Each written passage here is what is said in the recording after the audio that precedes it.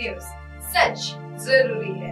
नमस्कार दर्शकों, ये है MNS न्यूज नेटवर्क और आप देख रहे हैं MNS न्यूज टीवी। मैं हूं आपके साथ श्रद्धा तिवारी। तो आइए देखते हैं आज की कुछ खास खबरें। एक नजर डालते हैं आज की हेडलाइंस की ओर।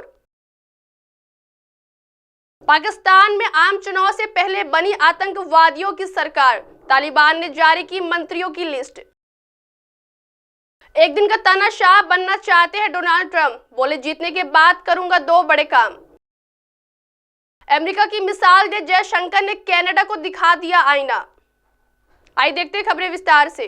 पाकिस्तान में आम चुनाव से पहले बनी आतंकवादियों की सरकार, तालिबान ने जारी की मंत्रियों की लिस्ट। पाकिस्तान की सत्ता और चुनाव वैसे तो हमेशा ही दुनिया में चर्चा में रहती है, लेकिन इस बार पाकिस्तान में बिना चुनाव के ही सरकार बन गई है।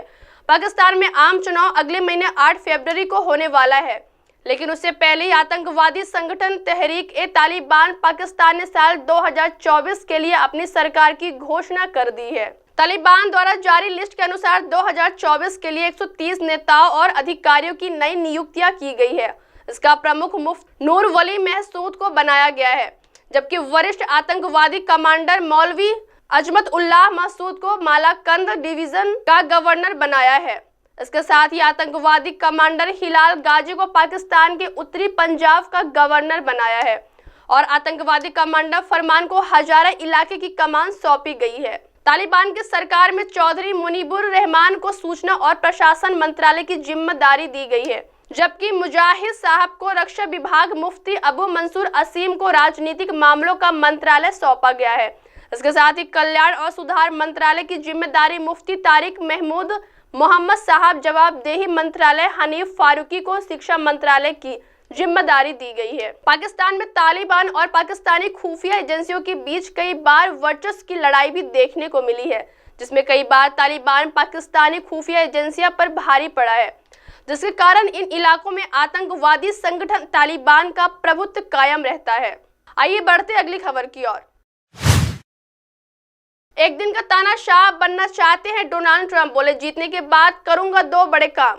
अमेरिका के पूर्व राष्ट्रपति और 2024 के रिपब्लिकन राष्ट्रपति पद के नामांकन के लिए सबसे आगे डोनाल्ड ट्रंप ने बुधवार को कहा कि अगर वह दोबारा चुने गए तो वह एक तानाशाह होंगे। गौरतलब है कि इस टिप्पणी से एक ही दिन पहले उन्होंने खुद पर मुकदमा चलाए जाने की सूरत में समूचे अमेरिका में हंगामे की चेतावनी दी थी। जो बाइडेन ने अपने भाषणों में कहा कि ट्रंप का दूसरा कार्यकाल अमेरिकी लोकतंत्र के लिए उथल-पुथल पैदा कर सकता है। ट्रंप ने कहा कि उनके विरोधी उन्हें तानाशाह कहकर वोट हासिल करने की कोशिश कर रहे हैं। ट्रंप ने कहा कि वह 2 काम करने के लिए एक दिन के लिए तानाशाह बनने की योजना बना रहे हैं।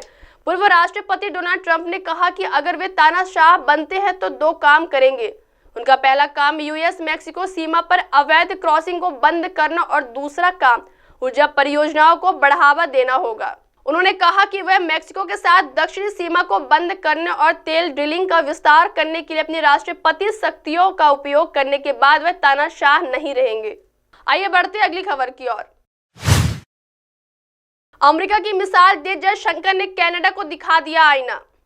विदेश मंत्री एस जयशंकर ने कनाडा और अमेरिका के साथ भारत के खराब संबंधों के बीच एक बड़ा अंतर बताते हुए कहा कि वो अभिव्यक्ति की स्वतंत्रता के नाम पर आतंकवादी और चरमपंथी गतिविधियों को उचित ठहराता है। भारतीय नागरिक पर संयुक्त राज्य अमेरिका में सिख अलगाववादी गुरपतवंत सिंह पन्नून की हत्या की साजिश रचने का आरोप लगाया गया था। यह घटनाक्रम पड़ोसी देश कनाडा द्वारा जून में एक और खालिस्तानी हरदीप सिंह निज्जर की हत्या से सार्वजनिक रूप से भारतीय खुफिया जानकारी को जोड़ने के 2 महीने बाद आया है।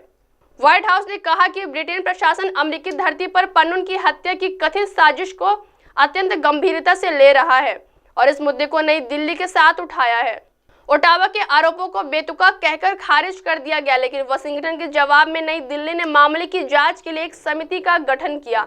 यह पूछे जाने पर कि क्या अमेरिका ने पन्नून प्रकरण को जिस तरह से संभाला उसमें भारत की स्थिति के बारे में अधिक विचारशील हो सकता था। जयशंकर ने कहा कि पहला तो यह है कि जब अमेरिकियों को विश्वास हुआ कि उनके पास एक मुद्दा है तो क्या उनका विश्वास मान्य है या नहीं, केवल अदालत ही फैसला कर सकती है। अब आप हमारे चैनल को आपके मोबाइल पर भी देख सकते हैं। मोबाइल ऐप पर देखने के लिए प्ले स्टोर से MNS news TV app download करें। इंस्टा, हाइक, ट्विटर, कुक, फेसबुक और कई सोशल मीडिया प्लेटफॉर्म पर हमारा चैनल उपलब्ध है। आप इसे यूट्यूब पर भी देख सकते हैं, आप इसे लाइव भी देख सकते हैं www.mnsnewstv.com पर। अब वक्त हो चला है दर्शकों ब्रेक का। ब्रेक से लौटने के बाद देखिएगा देश और दुनिया की तमाम बड़ी खबरें। बने रहिए MNS न्यूज टीवी पर। नमस्कार।